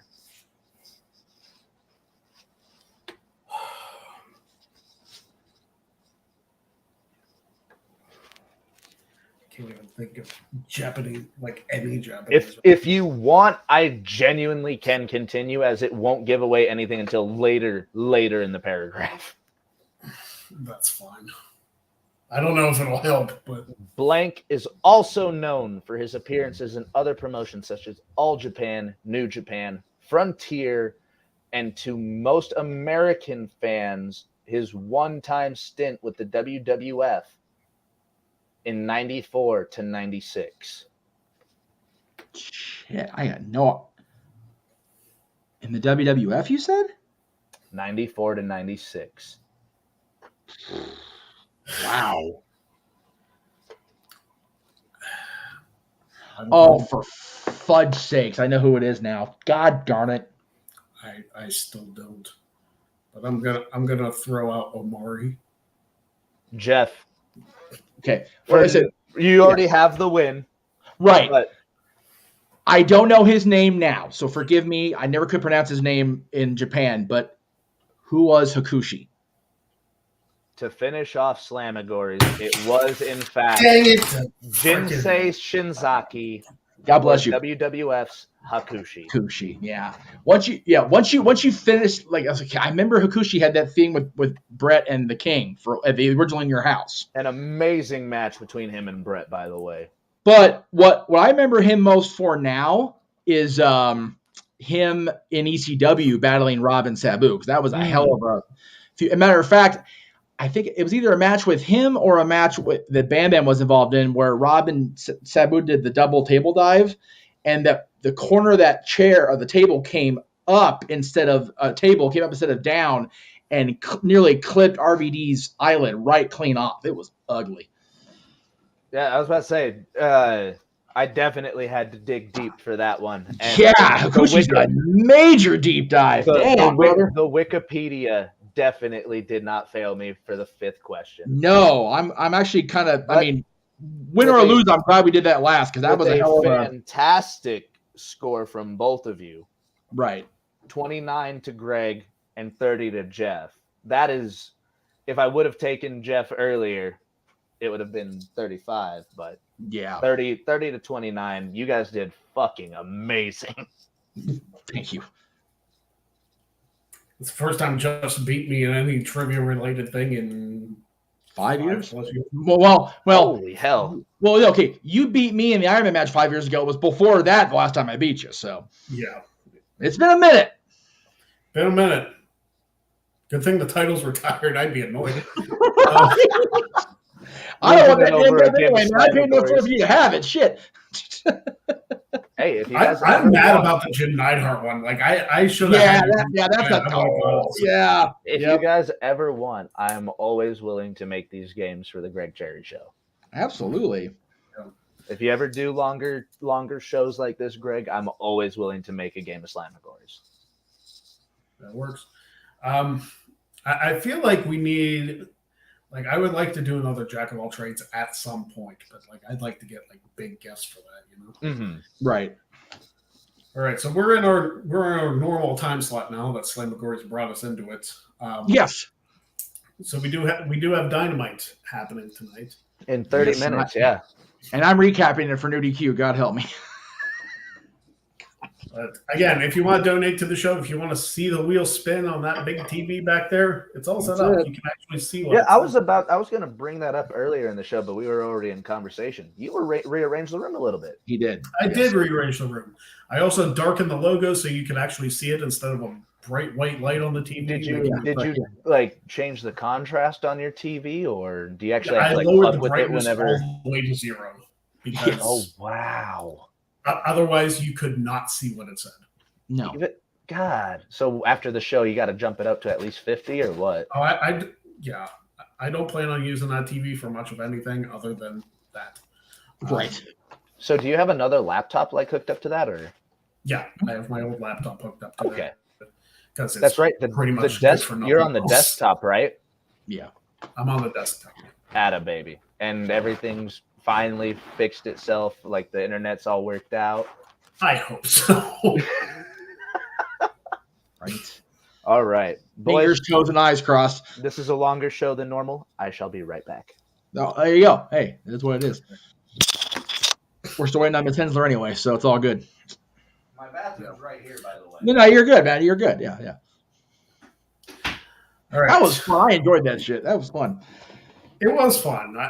If we get the opportunity to do like some kind of show in Philly, which I don't know what the plan for that is, because I'm probably still going to be here the Wednesday before WrestleMania 40.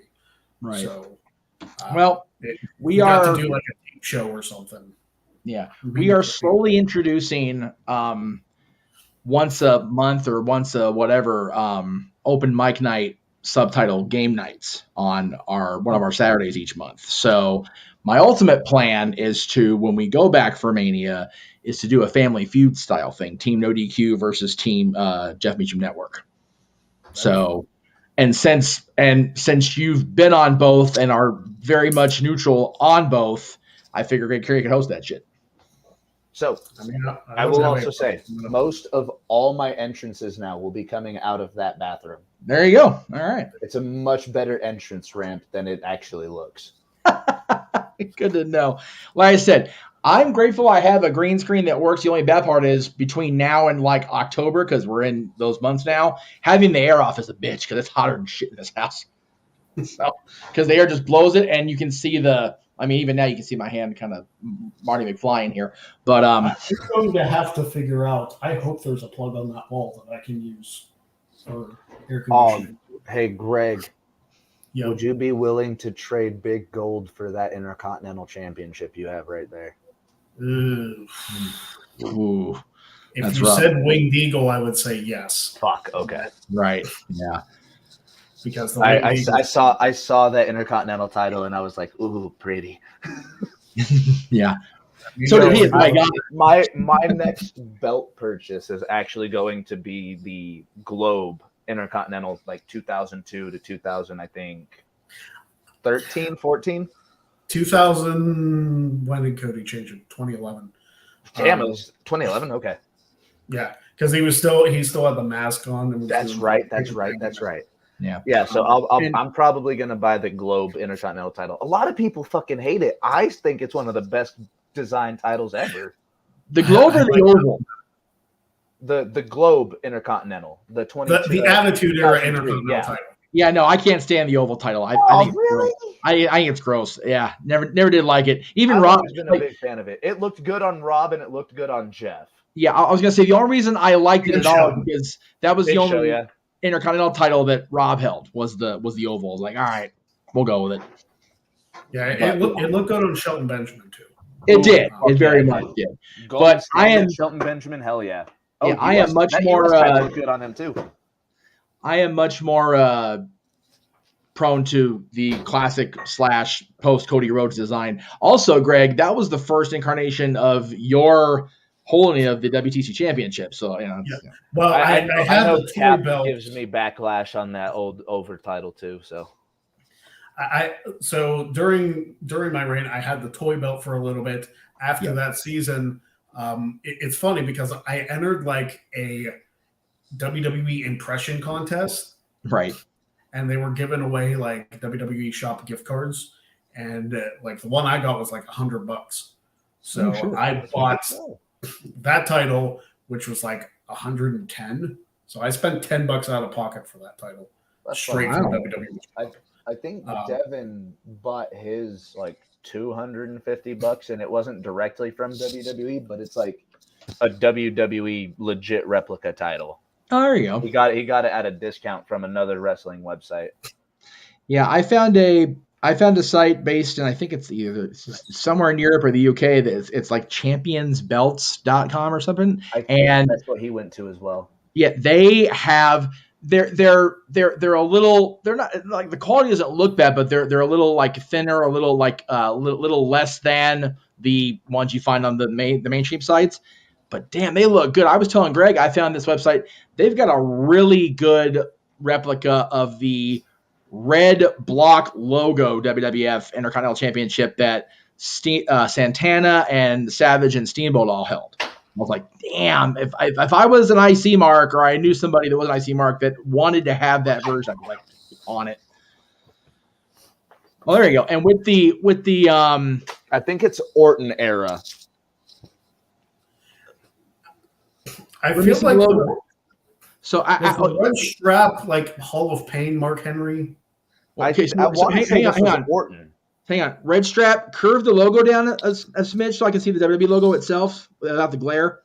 Okay, so that's because the original WWE World Heavyweight Championship big gold with the WWE logo on it prior to trying to think, because when Orton had it as the undisputed champion in 2013, the logo was black, or like the lettering was black on it. So that's like early era, like between March 03 and I forget when they changed the logo. But as far as the red strap,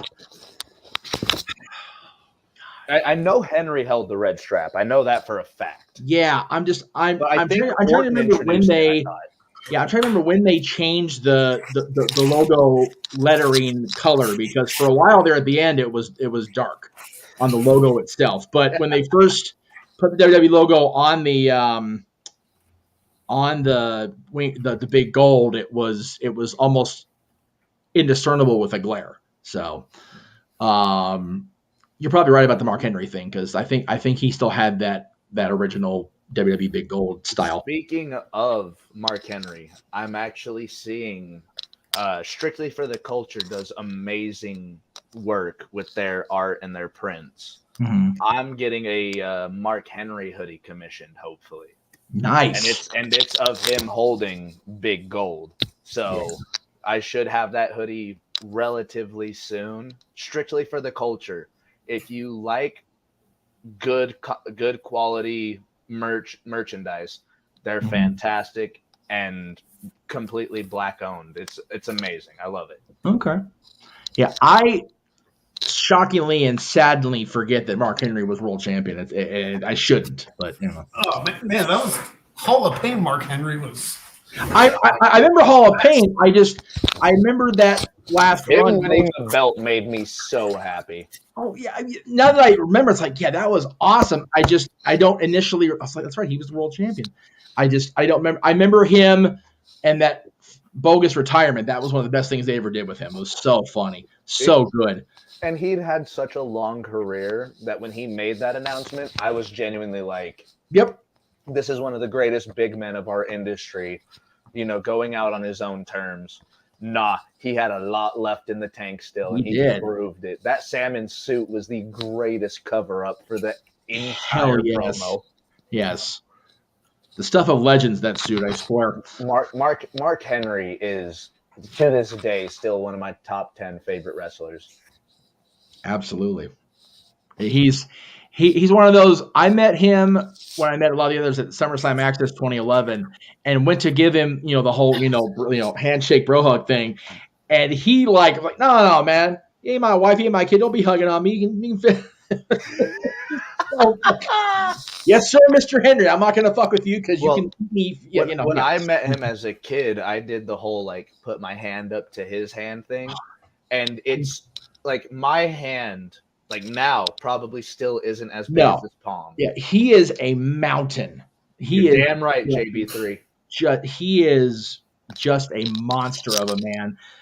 It's surprising me. It always surprises me how these guys seem like they're big-ish on TV, but then you get a great example of that is Wade Barrett. He looks considerably tall on television, man.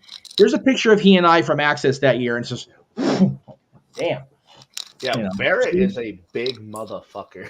Same with McIntyre, another deceivingly tall person. I saw him walking the ramp, and he's taller than most of the people in the front row. Right. Yeah, the one time I really got the scope of somebody's size, I was at, it's now called Crypto.com Arena, of course, the old Staples Center.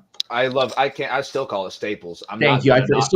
So do most of us Kings fans, because it just makes our brains bleed. This new. Well, I'm not even a Lakers or Clippers fan, but it's been Staples my entire life. I'm not going to call it Staples. Yeah.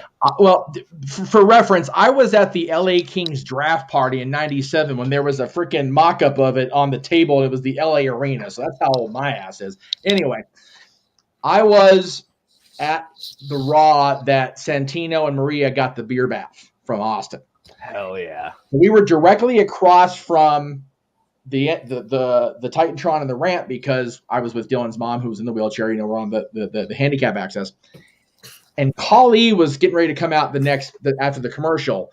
So I'm walking the concourse going to guest services for something. So the guest services entry into the concourse was like on the side of the ramp.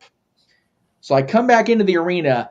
Khali, I shit you not, looked like he was as tall as I was on the level of him. Like, fuck. When I saw Khali when I was 6, Khali towered a full-size minivan. It's ridiculous. Like, towered. Yeah. He, and then seeing Omos, even in that giant stadium, I saw him at WrestleMania. I just now realized that, by the way. Well, there you go. So apparently this was purchased from WWE back in 2016 or so. And okay, they sold it for $250. It's still in great condition. It also came with replacement red gems. Oh, nice. I can use a couple of those for my WCW belt, man. Those things are long gone. Yeah, my poor winged eagle and my 10 pounds of gold aren't as near as good a shape as that. The wing is over here going to ruin the poor thing. Anyway, so yeah, I'm at the stadium, and even where I was in the stadium, I mean, it's 100-something thousand people or whatever. Omos is just obscene how big that dude is. And the fact that he could do to Lesnar what he did, the fact that Lesnar could do to him what he did, I praise those guys so much. And sorry if Greg's not talking. There's also a giant lag, and I'm sure every time he goes to talk, one of us starts talking again. So sorry about that, Greg. I apologize. No, that's fine. I was just kind of letting you talk. Here's the thing with wrestling. Like, I've always been a fan, obviously, but I've never been one to like. I see these people on like TikTok and like Twitter and YouTube and stuff, and they have like 35, 40 different championship belts. It's like, listen, they either got some money or they're really stupid because there is no reason to have that many championship belts. Like, I don't have the room for more than one more of these. Like, I have one.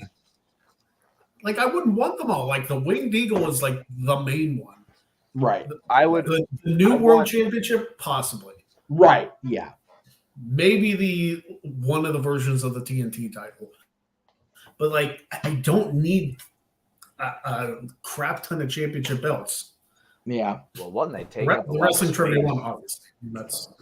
Well, they take up a lot of space. My only reason for wanting what I wanted originally was because my original goal was to have full-size replicas of every title that had been classified as a world championship in my fandom. Now, again, that was my goal when I started in 2002 podcasting. 20 years later, there's a few more of those added to that list. A little bit of a challenge. Just a little bit. But at the same time, you know, not to put shine on anybody else because I don't want to try to blow too many other people up. I'm trying to get generated over here. But seeing Conrad Thompson's presentation every week and having the freaking, you know, that row of, and those are the real belts, like the real big golds there. One of the original Attitude Eagles there. I get that. But it's like, I wanted something like that for my presentation. But then it's like, damn, that's going to be an expensive endeavor. Not only to get the belts, even replicas, but then to get a case that big to display them all on screen. Yeah. Now, Cap just brought something up that I did just think of and got really irritated with. Now I have to think, do I want the IC title or do I want the original 10 pounds of gold NWA title? Because that thing is fucking gorgeous. I'll tell you what, dude, the 10 pounds of gold, if you find a really close enough, I'm gonna go get mine so I can beat, you know, that guy. I got money, Jeff. I'll sell you. Well, the thing, if you got a close enough screen accurate one, like I happened to happen upon when I got this new one, it's worth it. But there's so many offshoots that don't like the lettering's wrong compared to on screen. Even now or back in the day, beautiful though, dude. Not so much. So, but yeah, this one I got lucky. So, and even now, one of the gems fell off already. So, Greg, what obscenely priced belt? I know we just talked about it. But Winged Eagle, I wouldn't say would be obscenely priced. What obscenely priced belt would you want to take? The Fiends. I'm kidding. That belt was like $7,000. That belt was dog shit, bro. Right? That's why I'm kidding. But it was obscenely expensive. It was like $7,000 for one of those. Which one is this? The Fiend's WWE World Title. Oh yeah, okay. So you say that's obscene. When I went to, I forget which Dynamite it was I went to. It was either the first one I went to or the one in January. The replica of the AEW Championship, the World Championship, not even the Blueberry or whatever the hell Max calls his. The original one. Burberry, whatever. Yeah, the original one is list price $800, and I'm like, what? Like, it better be made of either solid gold or it better come with a night out with freaking Anna Jay and her fat ass and bad attitude. One or the other. Like, I was about to say, with that amount of money for a belt, since it's going down there, sinst Kate's not here, it's going down there. It better be doing something else than just be sitting on my waist. $800. Like, I legitimately did not pay the $800. It's Burberry. Burberry, yeah, thank you. The belts I do have, which right now I've got the original 2003 release of the Winged Eagle replica, the 10 pounds of gold I just had on screen, and then an Attitude Big Eagle, so like 98 to 2001 era, but I bought it in 2002. A Alliance edition, wink, wink, of the Big Gold, so friggin', 2001 era WCW Big Gold. And the Undisputed Eagle version 1, the one from Hunter, Hogan, and Undertaker before they made the strap bigger. I didn't pay $100 for all 5 of those combined. And it's like, let's talk about dog shit ridiculous. Like, no way am I paying $800 for one belt. That's ridiculous. Let me tell you what. The only way I would spend that kind of money on a belt is if Jen and I were out of debt, right? And I won the $1 million on Wheel of Fortune. That would be right. Nice. Yes. Look, if I had $1 million, you guys would see some ridiculous shit on my Twitter. Right.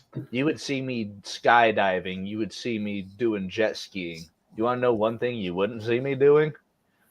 Buying a bunch of merch. Yeah. At least not for that price for one drop. That's ridiculous. I would maybe buy 2 belts, but that's just because I'm a cocky bastard and I want more. $800. Like I said, for $800, I can at least get the tickets into the stadium for WrestleMania next year for both Dylan and I. Like that. Pretty decent seats too for that much. Well, dude, I'll tell you what. The deposit alone is $1,000 a person. And that's for, just to say, hey, I'm reserving a spot. Then you actually pay for the friggin' ticket, make up the difference later. Yeah, I ended up, we got very lucky this year because Mania did not sell out this year, and I sold my original ticket to my buddy Travis. I was able to get in the building both days under 200 total. And second night, not to be that guy, but because I'm Jeff fucking Meacham, I ended up on the suite level for night 2. Because I hustled my way down there, and I got down there. Probably can't get away with that in Philly because, they don't know me near as well. Plus, it's an Eagle Stadium, which, I'm not going to try nothing there. Ooh. Yeah. Hey, I'm going to be part of that May 4th Star Wars trivia that he's hosting as well. So there you go. If as I say, if you want to see me really nerd out, that's coming. It's funny you mentioned Star Wars, and I'm going to try to prolong this thought process because I didn't have the graphic loaded because I didn't know we were going to talk about Star Wars. But I'm always willing to talk Star Wars. That's no. Wrestling, sports, and Star Wars. Yeah, it's one of those. I work for the company that owns Star Wars now, so I'm always want to talk about it too, just to get the company over because I'm not much of a freaking company corporate whore. But it is what it is. But yesterday, the one thing that did go well yesterday prior to noontime was a recording JJ and I did for our Dad's Not Always on Wrestling show that we do every other Friday. We do a top 10 ranking or, top whatever. The show that's going up next Friday, Revenge of the 5th. Let's go. It's top 10 characters from the Star Wars franchise. So That'll be so. I'm not a dad, but I'm willing to talk Star Wars if you want me to, Jeff. I am always down to talk to anybody about Star Wars because, like I said, I grew up a Star Trek person, but I saw God help me, the special editions when they were released in '97, and then I've become a fan over the years. And like I said, I'll tell you, Manny, like I said, was never as much a fan of the Force as I am of the Roddenberry stuff, but first time I walked back there in Galaxy's Edge in 2019, when I turned that corner from Frontierland and walked under that, the facade or whatever, it's like the company did a really good job between Imagineering and Lucasfilm. They went ape shit back there, and I've never felt more immersed in a land at Disney than I did going back there. Now, keep in mind, I haven't been to Avatar at Disney World. So I hear that's just obscenely immersive because it's on an island back there, right? We don't have that luxury here. So, but I appreciate the storytelling and the epicness of a space opera like Star Wars more than I ever used to. And doing that list and having JJ's list come up and talking about these characters and just watching these movies back every May, because I've now become that guy where I do WrestleMania in March and April and I do Star Wars in May because got Star Wars. It's the little nuances are so good. And I appreciate the hell out of the storytelling, and the characters are just so well defined. It's awesome. All right. Well, we got about 10 minutes left in the show. Yes. Right? So I do want to say this is we've said it before. We said it last week. We've covered it. This is the last episode on the Jeff Meacham side of things. So if you are not subscribed to the Greg Cherry brand, you like watching the show, subscribe to the Greg Cherry brand. Yes. After tonight, you're not going to find it live anywhere else. Nope. You're on the Greg Cherry brand. And it'll be across the Greg Cherry socials, Facebook, Twitter, Twitch. I mean, hey, you never know. Maybe one of these days, Greg Cherry brand, Raw Ball does a co-stream or something. Ooh, there you go. The possibilities are out there. Yeah. And again, to put the naysayers at bay or whatever, because talking about my rant yesterday seemed to get people wound up about that JJ and I were at odds. Like, no, JJ was the only one that came through yesterday besides Zach. JJ and I were recording, it was fine. Greg and I are not having a quarrel. We're not having a feud. It's just my hosting the show is taking away potential viewers because there's choices. If you say, hey, no, it's Greg Cherry show, it's on Greg Cherry's stuff. So watch it on Greg's stuff. That way I don't have to take away any viewers from you. And, the super chats can go through the donation link, which is at the bottom. That way I'm not having to try to, filter in the YouTube percentage I pay to get you your money for this show. It's silly. It's silly to have that many complications and just go here, Greg Cherry show. So what you guys are technically saying is, in the words of Cody Rhodes, GCS and GCB are fine. Yes, exactly. Yes, the Greg Cherry show and the Greg Cherry brand are not at quarrel with, at least with me, and the management behind the multiverse of media. Everything is fine. And I'll let you know, Raw Ball always has Greg's back. So absolutely, yeah. We don't. There's only so much time in a hour, this case 2 hours, because we were waiting on a guest and we were doing the game, that we can't plug every little thing. So it's just it is what it is. There's people who get their feathers ruffled. That's their problem, not mine. And I want to make that clear.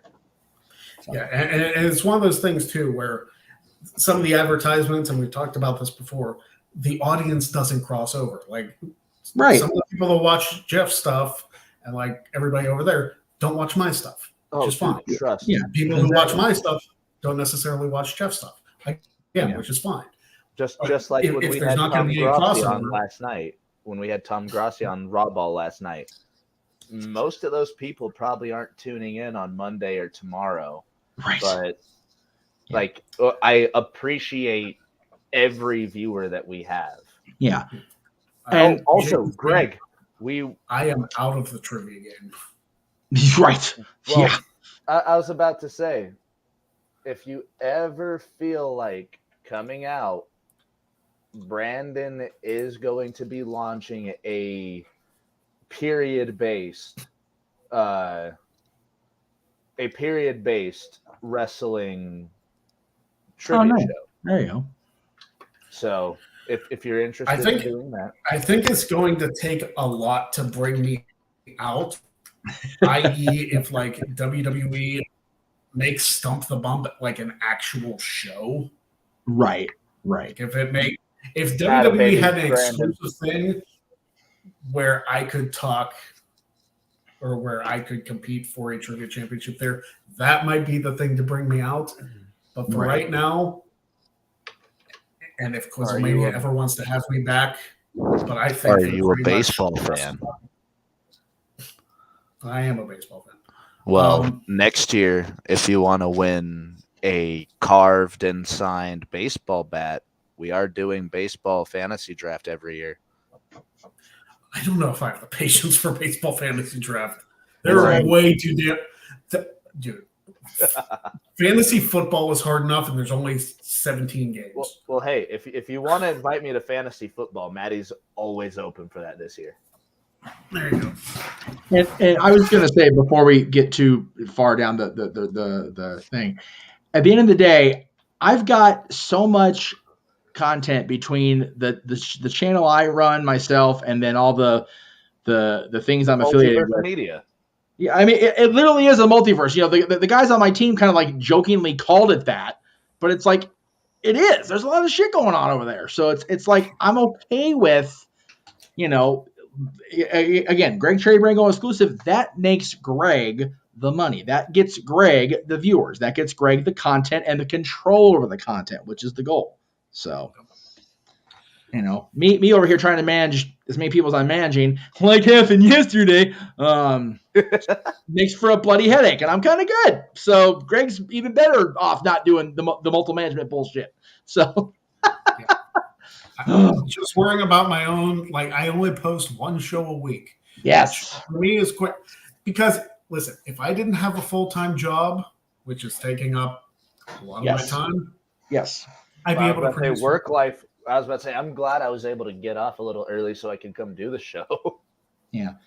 Our buddy Noah Foster, who was our lead play-by-play guy on our watch-alongs, always tells us, protect our mentality and priority over passion. Yesterday was a priority day. I had to take the kid to the doctor, had to get life stuff done, and was relying on other people in the team to, pick up my slack, granted. But like I told them in our little meeting or whatever, Greg was there for that. I understand that I, along with JJ, the only ones that actually have monetary intake from this content going out. So he and I are like, it's one of those when Paulie was talking about ECW dying and people not getting paid, it's like, I'm not cutting their balls off to pay me. That's not how it works. I got to cut my balls off first if the show goes under, if the thing tanks, whatever. The difference is when I ask people to do something and they don't do it, they don't get affected by their bottom line because they have job A to go to, job B, whatever their job is. And yes, I have a job to fall back on, as does JJ, but it's my name, Jeff's name on the marquee. Usually it's right here for my stuff. Same with JJ. Everybody else doesn't have that much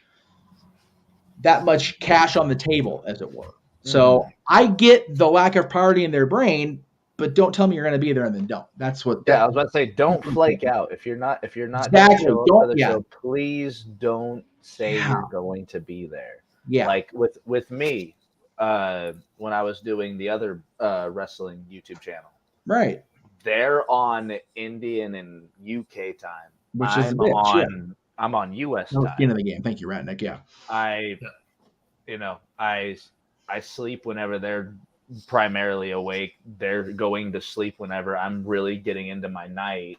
Exactly. Like it's a little bit difficult. And like I said, my motto is stay safe, stay healthy, stay hydrated. Yeah. Those first two parts are mostly mental. You have to stay mentally healthy and safe.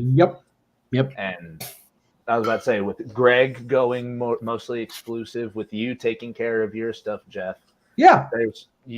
you guys are doing what's absolutely best for both brands, like Exactly. both of them. Yep. And I'm just glad to be here to help you guys out. We're glad to have you, brother. And we appreciate the customer audience we do have, making sure they subscribe to both channels and making sure Greg gets that love. Because, man, Greg, this is the easiest hour of my week. Today it's 2 hours, but it's the easiest hour of my week doing podcasting because, like Greg said, I got to worry about shit. So. I do, maybe after the summer is over, I would like to bring back Jack of all trades. Let's go. I was about to say, once the summer's done, I'm down to do more. But I need to take that belt thing off the back. The thing is, and this is the thing that I need help with, I need help getting people on the show. Yes. I am going to try to help with that. Yeah, that is my biggest problem, is getting people to commit. Yes. Because in a lot of the cases, and one of my major frustrations with the show in general was people would drop out with like a day notice. And it's like, it's 4 people giving me that kind of notice. Like, doesn't on the day. I understand stuff comes up. I understand all that. But at the same time, it's like, it puts me in a situation to it does content for people. So hopefully not as much of an issue. Again, Matty, if you want to take over the guest coordination for it, I'd be more than happy. I'm definitely going to try to help out with that as well, because if you're wanting more people for Jack of all trades, I can definitely try to help find people for quizzes. I was about to say, we did find out that Caden from Fightful, he said he's always willing to join us. So if we shoot him messages, that's somebody that we can get. I know Cap is always willing. He's here in the chat. But me and him kind of work the same schedule. So, you know, for quizzes and stuff, maybe Cap. Caden seems like he's interested. Yes. We can always bounce around. Yeah. Real quick before we get off the air, I do want to do the shameless shill thing because, I have to do it at least once more. Oh, I got to do that after you're done, Jeff. Because Dynamite is up next over on the Turner side of things. I'm going to be on right after that over on NoDQ.com with Aaron. I'm filling in for Aaron again because he's still out of town. And then right after that's off the air, I'm going to be on my channel doing Talk Wrestling for this week because yesterday was what it was. So please head over there and check out both of those after Dynamite tonight. Thank you. And all I got to plug tonight, jump over to Raw Ball tomorrow. If you're watching the draft, there's Pat McAfee. There's probably going to be Perna and Grassi. Tune into Raw Ball because you are going to get the most unfiltered, unhinged reactions to the draft that you will find on all of YouTube. Okay. So I might honestly join you tomorrow if you have a spot. I was about to say, if you're interested, Greg, I know you're a Steelers fan. Let's jump you in. The Steelers have a pick tomorrow, so you have a pick. Guess who doesn't? This fucking guy. Right. So, but things can change, as we mentioned. But I will also say that would be a Steelers fan, a Ravens fan, a Raiders fan, and a Broncos fan. My little brother is a Ravens fan, so that's going to be great to have you and Devin on screen together for football stuff. But Greg, we are entering that time. That's a quarter of the AFC represented right there.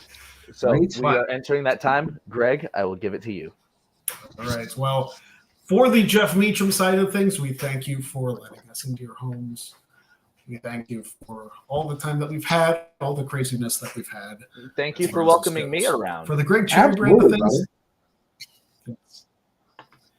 For the Greg Cherry side of things, it's another Wednesday, so we will see you next week exclusively on the Greg Cherry brand for a very special episode. We thank Jeff and Matty for joining us on the show. Yes. And we will see you next Wednesday right here on the Greg Cherry. Have a good night. Dynamite. Don't be a jag.